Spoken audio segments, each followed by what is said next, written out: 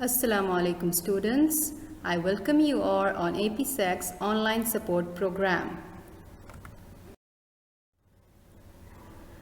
Today's topic we will revise must and have to and the passive from Unit 5. The resources required: textbook, notebook, blue and a black gel pen. Introduction. In this lesson, students will revise the concept and rules of must, have to, and the passive. They will also learn how to use them in their sentences.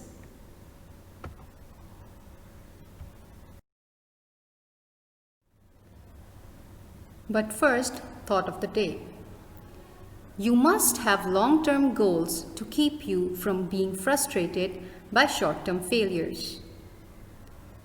Yes, students, we should always focus on the long-term goals which we want to achieve because we face a lot of hardships and difficulties in doing so.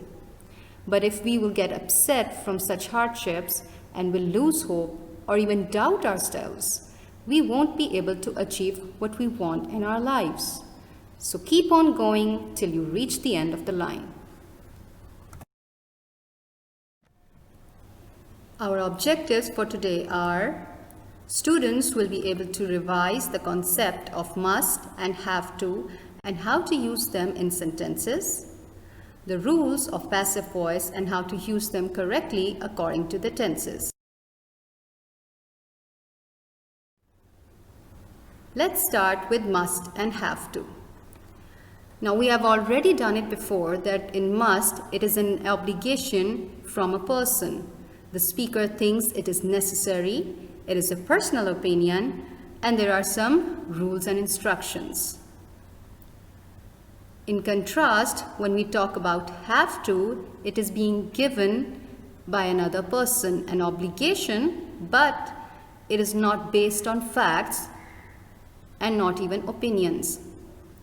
If you can see the example, the teacher is saying that you must complete the essay by Friday. So this is an obligation by a speaker, which is the teacher, and it is being given directly to the students. But when students will say it, they will say that we have to complete the essay by Friday. So here the obligation was given to them by another person, right? Another important fact is that we use had to instead of must in the past tense. I had to pay my speeding ticket yesterday. And have to is more common than must in questions. We use have to mostly when we talk about questions. When do you have to finish the report? So students, I hope this difference between must and have to is very clear to you.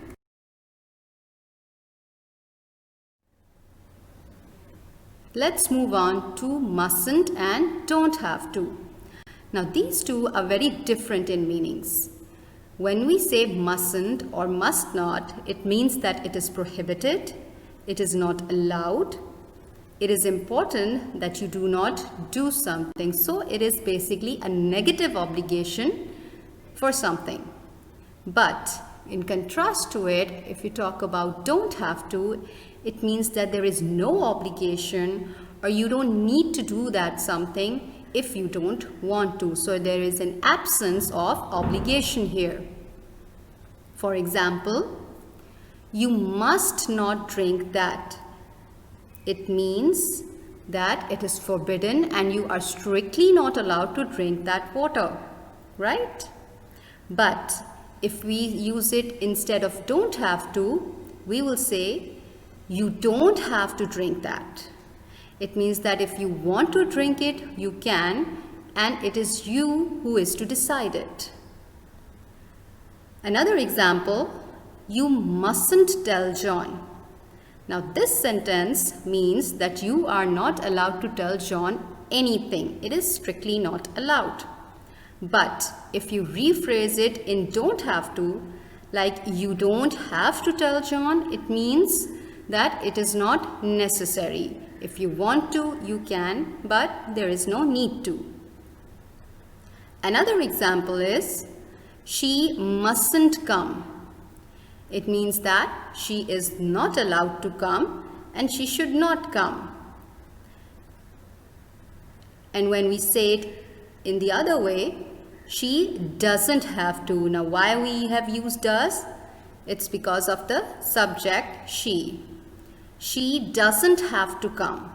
It means that it is not necessary. She can come if she wants to, but it's not an obligation. So students, I hope this difference between mustn't and don't have to is also very much clear to you. Let's move on towards your tasks. The first one is that you have to put must or have to in these sentences. You need to practice what we have learned and revised today. And you have to use don't have to and mustn't in these sentences, right? So I hope you have very well understood what we have discussed. You have to go according to the rules and you will surely be able to do it. Let's come towards our next topic, active voice and passive voice. Now, by definition, it is that it tells us what a person or a thing does.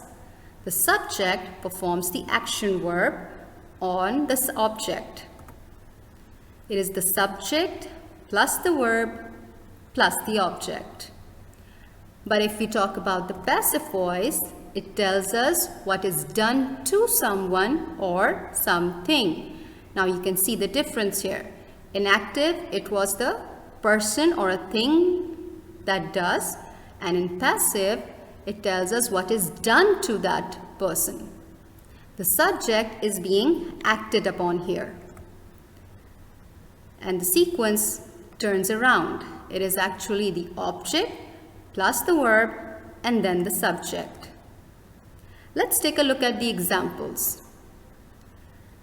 Anna painted the house. This is an active voice. But in passive, when we convert it, then it will be the house was painted by Anna. The house was the object in active voice, and in passive, it will be turned in the first place, the house, and since it is the past tense, we will use was. The house was painted by Anna. The teacher always answers the students' questions. The students' questions are answered by the teacher. Ali posted the video online. The video was posted online by Ali. So you can very well see here how we have used subject, and then in the passive voice that subject goes towards the end of the sentence and the object here goes to the beginning of the sentence.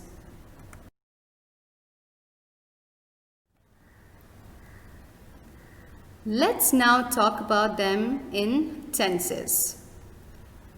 Now in present simple, in active, we say, I do my homework.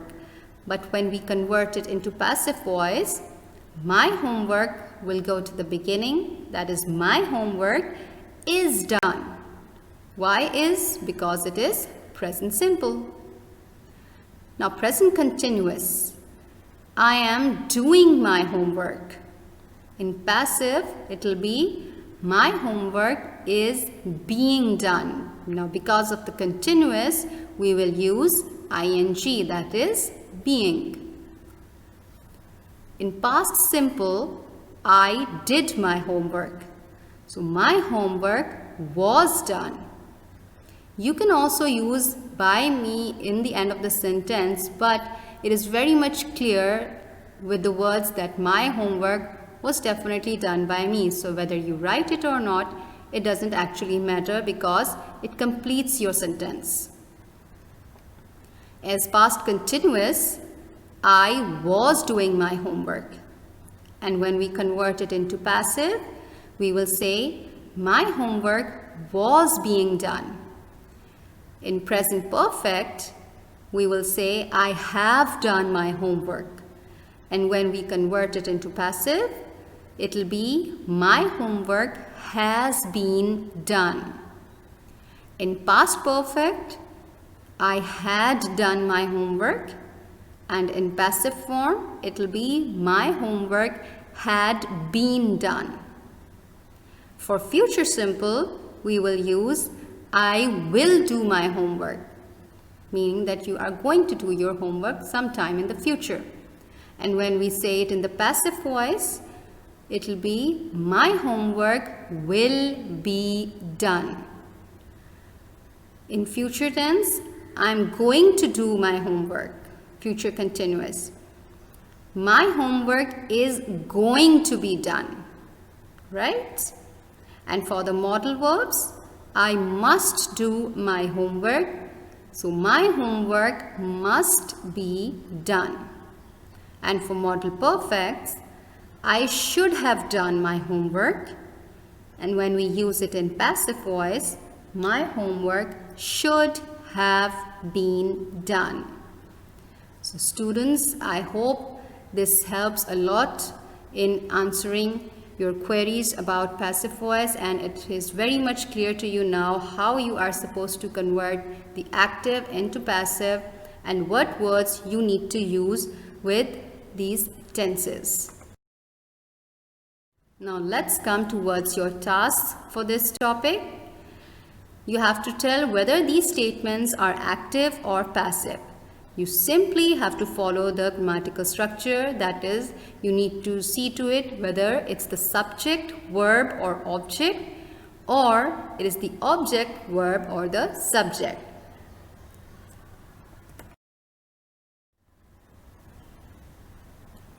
Another task for you to do is, you have to change these sentences from active voice to passive voice, and you have to change these sentences from passive voice to active voice.